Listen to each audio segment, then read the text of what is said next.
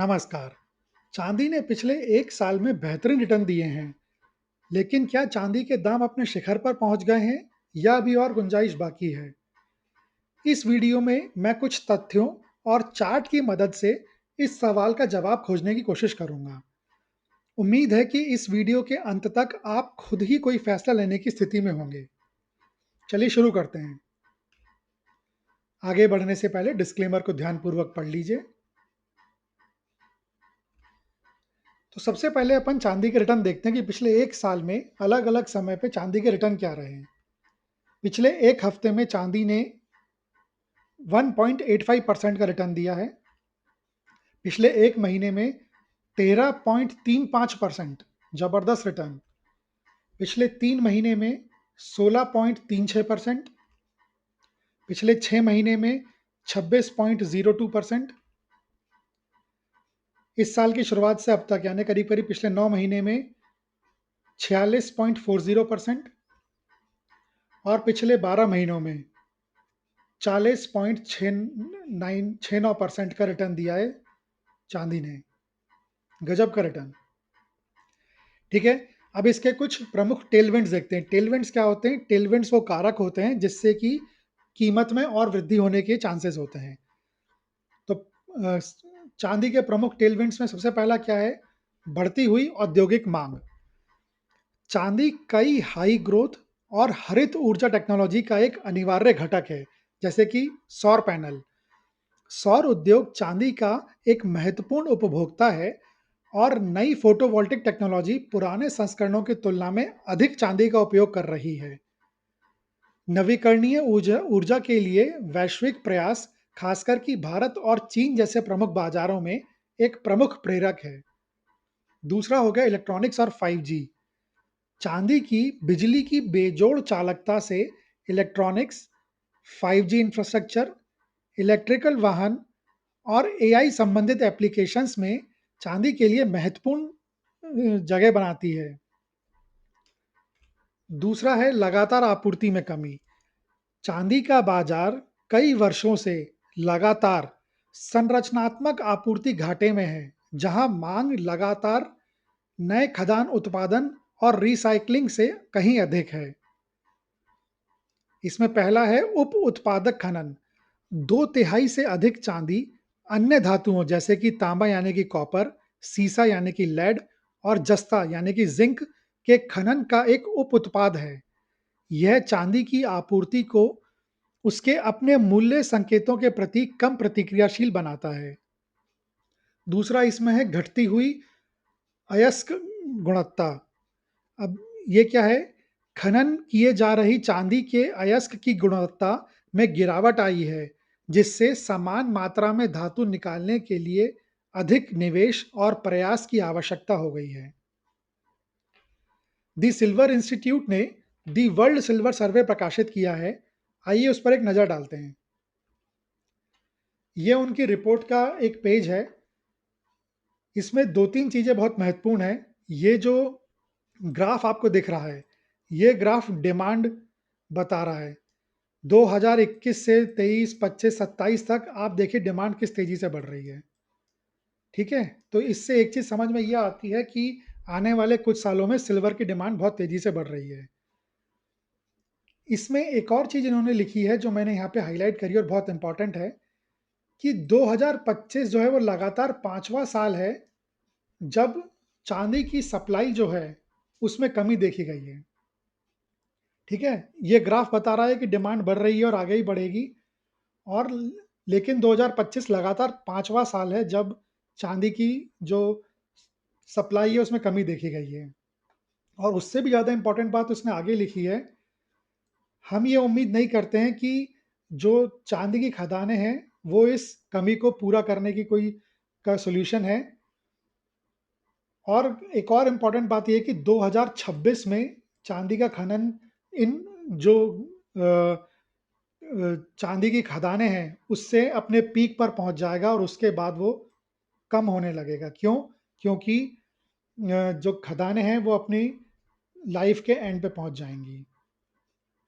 ये बहुत ही important point है और एक और जो मैंने नीचे हाइलाइट किया है, इसी के साथ-साथ हम उसकी इंडस्ट्रियल डिमांड जो कि उसकी अ, मांग है, औद्योगिक मांग, उसको लेके आशावादी हैं काफ़ी। तो इससे एक चीज़ समझ में आती है कि डिमांड बढ़ना बढ़ेगी, ये आशावादी हैं। ग्राफ से भी दिख रहा है, नीचे उन्होंने लिखा भी है। लेकिन जो सप्लाई है, सप्लाई कम होगी आगे जाके, कम से कम खदानों से, जहाँ से कि 2/3 सप्लाई आती है। तो ये बहुत ही चांदी के लिए के दामों के लिए तो फेवरेबल पॉइंट है। ठीक है, आगे बढ़ते हैं। अगला टेलविंड देखते हैं, वो है अनुकूल मैक्रो इकोनॉमिक परिस्थितियां। ये क्या है? इसमें पहली है नरम मौद्रिक नीति। केंद्रीय बैंकों से नरम रुख की उम्मीदें, जिसमें अमेरिकी फेडरल रिजर्व द्वारा संभावित ब्याज दरों में कटौती शामिल है।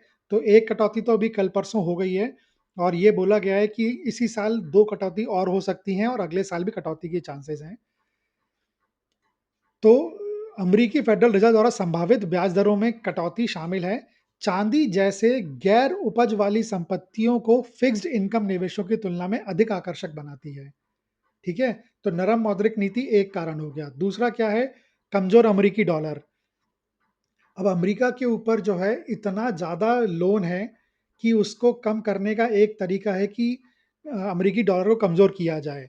तो कमज़ोर अमेरिकी डॉलर चांदी सहित डॉलर मूल्य वाले कमोडिटीज़ को अंतर्राष्ट्रीय खरीदारों के लिए सस्ता बनाता है, जिससे वैश्विक मांग बढ़ सकती है। मांग बढ़ेगी तो चांदी के दाम भी ऊपर जाएंगे। तीसरा है सुरक्षित पनाहगाह अपील। ये क्या होता है? सेफ हेवन अपील होती है। इसमें क्या है? लगातार भू राजनीतिक तनाव और आर्थिक अनिश्चितता निवेशकों की रुचि को मुद्रास्फीति और बाजार की अस्थिरता के खिलाफ बचाव के रूप में कीमती धातुओं की ओर बढ़ाती है, जिस कारण से सोना और चांदी दोनों के फेवर में ये बात जाती है। ठीक है, चौथा कारण इसमें है लंबित तकनीकी गुंजाइश। अब ये क्या है? टेक्निकल एनालिसिस अगर अगर अपन करते हैं तो उसमें अभी कुछ गुंजाइश बाकी है। जैसे कि अभी तक अपने सर्वकालिक उच्च स्तर पे नहीं पहुंचा है, चांदी जो है ऑल टाइम हाई नहीं पहुंचा है। एक ग्राफ दिखाता हूं आपको। अगर आप इस ग्राफ को देखें, ये ग्राफ क्या है? इसमें एक कैंडल जो है वो 6 महीने को रिप्रेजेंट कर रही है। तो 6 महीने अगर आप देखें तो ये 1966-67 से लेके 2024-25 तक, अभी तक का चांदी के दाम का वो ग्राफ है ये। और एक कैंडल 6 महीने दिखाती है। इसमें अगर आप देखें तो एक बार इस समय 2013 के आसपास चांदी सबसे ऊपर आई थी। उसके पहले अगर आप देखें तो 1980-81 के आसपास चांदी आई थी। इस समय चांदी जो है वो अपने उच्च स्तर के आसपास भी नहीं है। चांदी इस समय यहाँ पर है। अगर ये भी माने कि वो अपने उच्च स्तर को टच कर लेती है तो भी अभी 16% की गुंजाइश बाकी है। और एक और बात यह है कि अगर आप बाकी सब जगह देखें तो चांदी बढ़ी लेकिन यहाँ पे क्लोज हो गई, चांदी ऊपर तक गई लेकिन यहाँ पे क्लोज हो गई। लेकिन इस बार अगर आप देखो तो चांदी बढ़ तो रही है लेकिन क्लोज भी हायर क्लोज दे रही है, हायर हाई जैसे कहते हैं वो हो रहा है। तो बहुत अच्छे चांसेस हैं कि इस गैप को तो ये भर ही लेगी, मतलब ये इस 16% को तो चांदी टच करेगी ही करेगी, काफ़ी आसानी से इसके आगे भी निकल जाएगी। ऐसा मेरा मानना है इस ग्राफ को देख के। ठीक है, वापस चलते हैं और टेल विंड्स देखते हैं। एक तो ये देख लिया, एक और टेलविंड जो टेक्निकल टेलविंड वो है, एक चीज होती है gold to silver ratio. Gold to silver ratio जो है वो भी अभी अनइवन जैसा है। उसके लिए भी आपको एक ग्राफ दिखाता हूँ।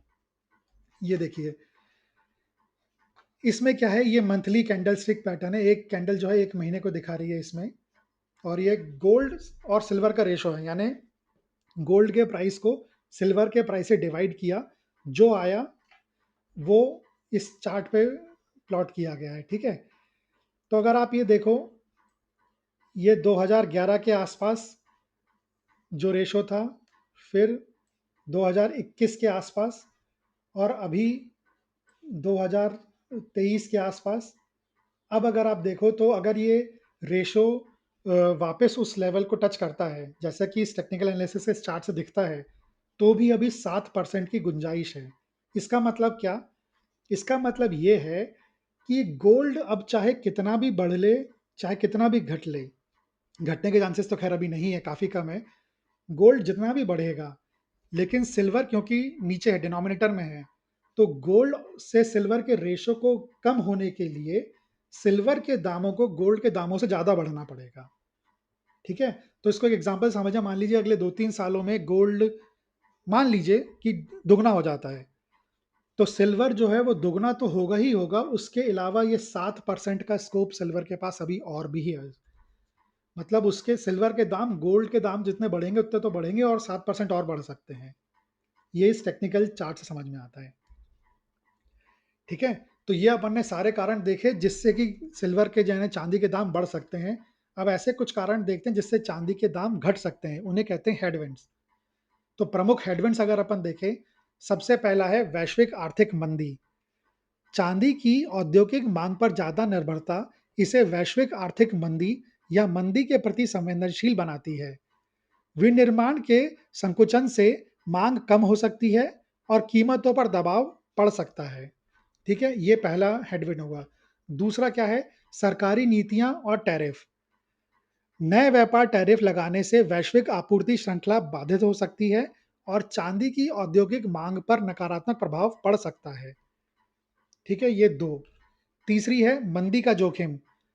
जबकि चाँदी को सुरक्षित पनाहगाह के रूप में लाभ मिलता है, एक गंभीर मंदी से औद्योगिक माँग में भारी गिरावट आ सकती है, जिससे संभावित रूप से चाँदी सोने से कम प्रदर्शन कर सकती है, क्योंकि सोने को ज़्यादा शुद्ध मौद्रिक संपत्ति माना जाता है।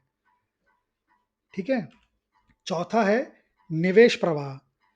हालाँकि हाल का निवेश मजबूत रहा है, लेकिन निवेशक की भावनाओं में अचानक बदलाव या एक महत्वपूर्ण मूल्य वृद्धि के बाद मुनाफा वसूली से अल्पकालिक गिरावट आ सकती है।